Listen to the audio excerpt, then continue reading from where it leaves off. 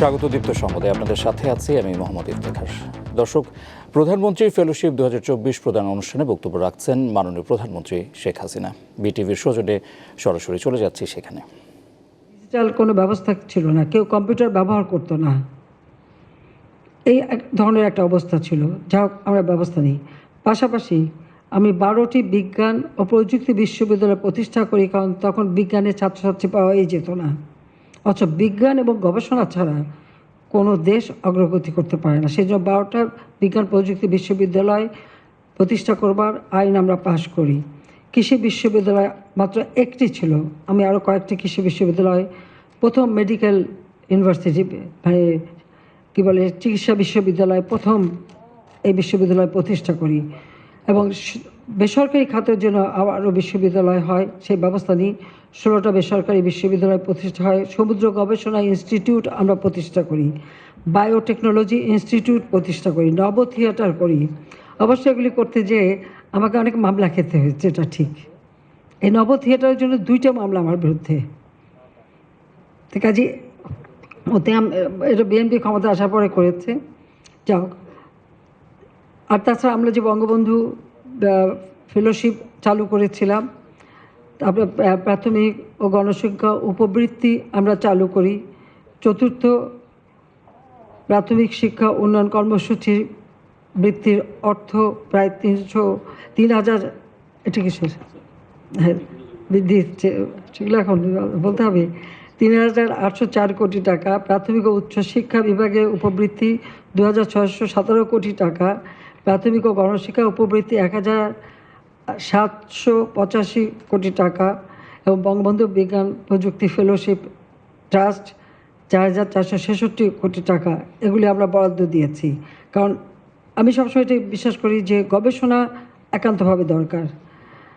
আমরা mobile network, ভিস্যাট স্থাপন এবং এতে বেশিরভাগ আমরা ব্যক্তি খাতকে সুযোগ দিই। কম্পিউটার এবং যন্ত্রাংশের উপর দিয়ে সমস্ত ট্যাক্সগুলি কমিয়ে মানুষের স্বল্প হিসেবে পায় সে ব্যবস্থা নিই। কারণ আমরা প্রথম আমাদের পার্টির জন্য 91 সালে যখন কম্পিউটার কিনতে যাই, তখন দেখলাম 3,50,000 টাকা, 3,50,000 টাকার উপরে আমাদের লেগেছিল সেই কম্পিউটার কিনতে।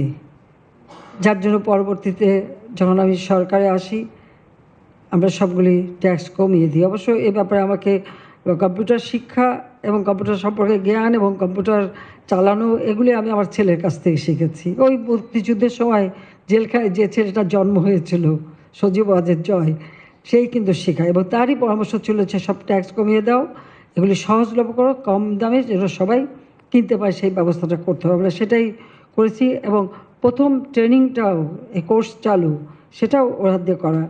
এভাবে আমরা বিভিন্ন করি এবং উচ্চশিক্ষায় আমরা বঙ্গবন্ধু বৃত্তিও চালু করে দিই। জাতীয় বিজ্ঞান ও প্রযুক্তি ফেলোশিপের আওতায় আমরা 986 জন শিক্ষার্থী এবং গবেষককে 1,95,00,000 টাকা বৃত্তি অনুদান প্রদান করি। সবথেকে বড় কথা যে সেই সময় আমরা এইভাবে যে ফেলোশিপ দিয়েছিলাম এবং বিদেশে পিএইচডি করতে বা উচ্চ ডিগ্রি অর্জনের জন্য যাদের পাঠিয়েছিলাম, অনেকেই তখন সম্পন্ন করতে পারেনি। দুর্ভাগ্যের বিষয় 2001-এ সরকার আসতে পারেনি। যখন 2001-এ সরকার আসতে পারলাম না, বিএনপি ক্ষমতা এসেই আমাদের সেই ফেলোশিপটা বন্ধ করে দিল।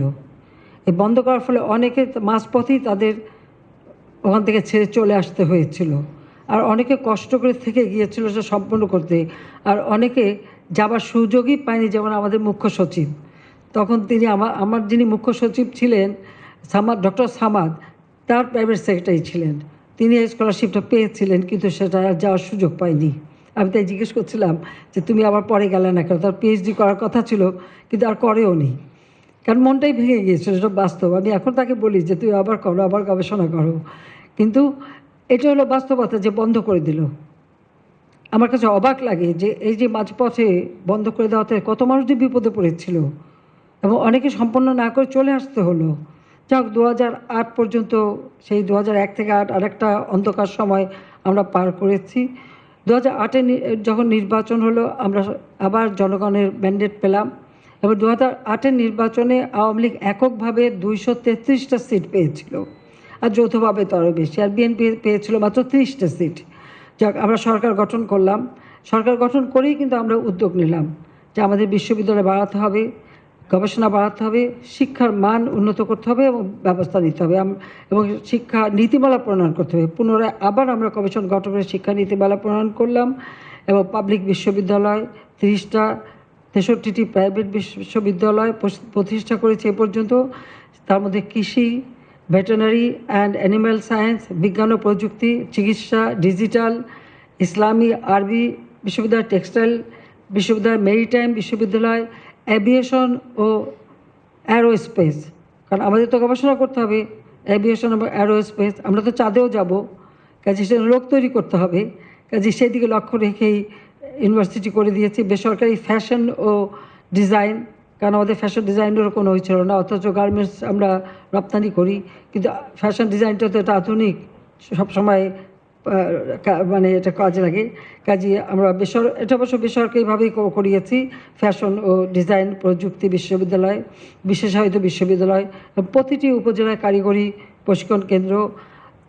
সবথেকে বড় কথা, আমরা যেহেতু প্রযুক্তির উপর গুরুত্ব দিয়েছি, সেখানে হাইটেক পার্ক, হাইটেক সিটি এবং সফটওয়্যার প্রযুক্তি পার্ক সেগুলি আমরা প্রতিষ্ঠা করেছি। Computer training and incubation centre সেটা করে দিচ্ছি, যাতে করে আমাদের ছেলেমেয়েরা বসে না থাকে এবং কারিগরি শিক্ষা, ভোকেশনাল শিক্ষা, কারিগরিতে যাতে বেশি করে ছেলেমেয়ে আসে সে ব্যবস্থাও আমরা নিচ্ছি। আমরা 2013 সালে 26,193টি প্রাথমিক বিদ্যালয়ের সাথে 1,05,616 জন শিক্ষক জাতীয়করণ করেছি। যেখানে আমাদের এখন বর্তমানে আমাদের প্রতি 33 জনের জন্য কম শিক্ষার্থীর বিপরীতে একজন শিক্ষক, অথচ এটা আগে ছিল মানে বলতে গেলে তখন অনেক কম শিক্ষক ছিল। আমরা শিক্ষক নিয়োগ দিয়েছি 2009 থেকে 2023 সাল পর্যন্ত 2,38,579 জন শিক্ষক এ পর্যন্ত নিয়োগ দেওয়া হয়েছে। 2010 সাল থেকে বছরের প্রথম দিনে আমরা বই উপহার দিচ্ছি। এই বছরই তো এই 2024 সালের 1 জানুয়ারি 9,38,03,606টা নতুন বই আমরা শিক্ষার্থীদের হাতে তুলে দিয়েছি।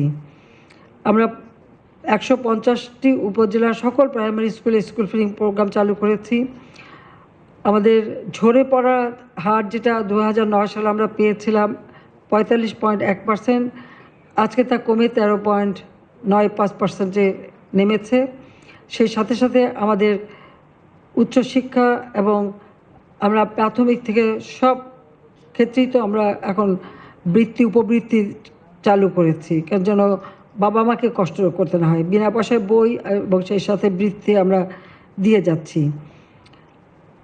আর এ বাবদে যে আমরা অর্থ খরচ করছি, সেটা আমরা মনে করি যে এটা আমার দেশের কাজে, আমার উপযুক্ত নাগরিক তৈরি করার জন্য। এবং কারিগরি শিক্ষায় ভর্তিকৃত শিক্ষার্থী 5,41,656 জন এবং 2022 সালে তা বৃদ্ধি পেয়েছে 15 লাখে, 15,81,485 জনে উন্নীত হয়েছে। আমরা প্রত্যেকটা উপজেলা একটা করে ট্রেনিং সেন্টার করে দিচ্ছি। টিটিসি প্রতিষ্ঠা করা হয়েছে, প্রায় 100টি, 91টির শিক্ষা কার্যক্রম চালু। আর তাছাড়া প্রত্যেকটা বিভাগীয় অঞ্চলে আমরা এবার পদক্ষেপ নিয়েছি। আমরা সিলেট, বরিশাল, রংপুর, ময়মনসিংহে 4টা মহিলা পলিটেকনিক, চট্টগ্রাম, রাজশাহী, খুলনা, রংপুরে 4টি ইঞ্জিনিয়ারিং কলেজ স্থাপন, সেগুলি অন্যান্যগুলি কাজ চলছে। 329টি উপজেলায় টেকনিক্যাল স্কুল ও কলেজ স্থাপনের কাজ শুরু হয়েছে।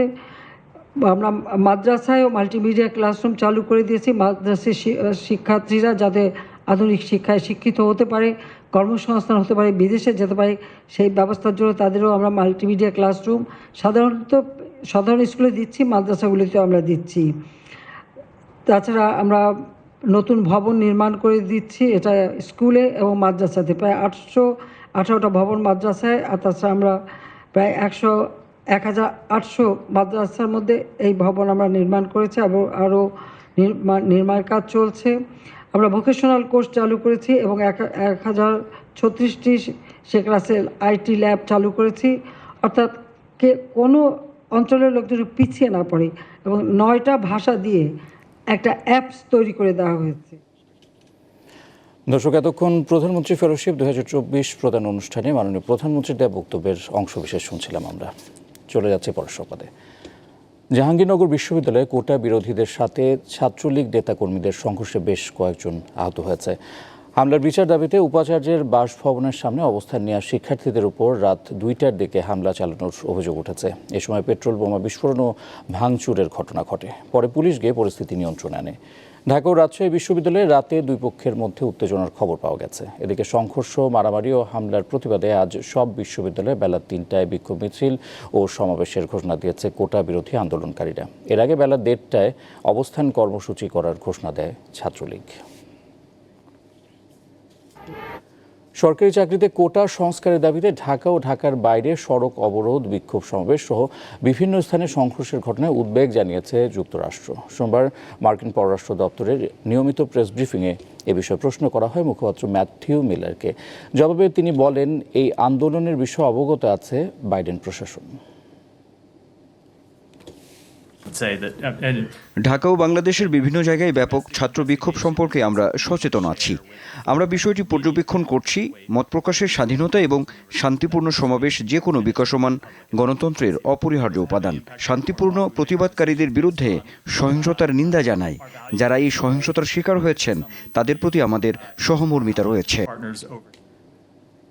সারা দেশে নদ নদীর পানি কমতে থাকে, বন্যা পরিস্থিতির আরও উন্নতি হয়েছে। কুড়িগ্রামে ধরলা, দুধকুমার, তিস্তা ও ব্রহ্মপুত্র নদের পানি কমেছে, তবে বসতবাড়ি থেকে পানি পুরোপুরি নেমে না যাওয়ায় দুর্ভোগে পড়েছে বানভাসীরা।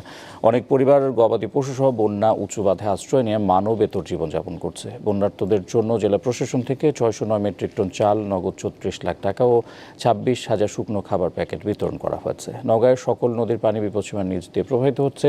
শতাধিক হেক্টর জমির আউশ ও আমন ধানের বীজতলা, কাঁচামরিচ, পটল ও করলা সহ বিভিন্ন সবজির ক্ষেত দীর্ঘদিন পানির নিচে থাকায় নষ্ট হওয়ার আশঙ্কা করছেন কৃষকরা। ফসলের গোড়ায় পানি জমে থাকায় গাছ মরে যাচ্ছে।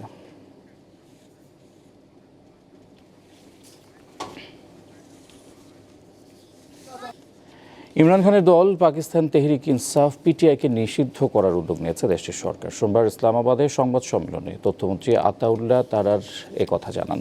তিনি জানান, পিটিআই দলটির বিরুদ্ধে অবৈধ উৎস থেকে বিদেশি তহবিল পাওয়ার অভিযোগ প্রমাণিত এবং গত বছরে দলটির নেতৃত্ব ও সমর্থকদের সামরিক স্থাপনায় হামলার ঘটনায় এই সিদ্ধান্ত নেওয়া হচ্ছে। একই সঙ্গে ইমরান খান ও সাবেক প্রেসিডেন্ট আরিফ আলভির বিরুদ্ধে রাষ্ট্রদ্রোহের মামলাও করা হবে। সংবাদ সম্মেলনে আতাউল্লাহ বলেন, কেন্দ্রীয় সরকার পিটিআইকে নিষিদ্ধ করার জন্য একটি পিটিশন দায়ের করতে সুপ্রিম কোর্টে যাবে।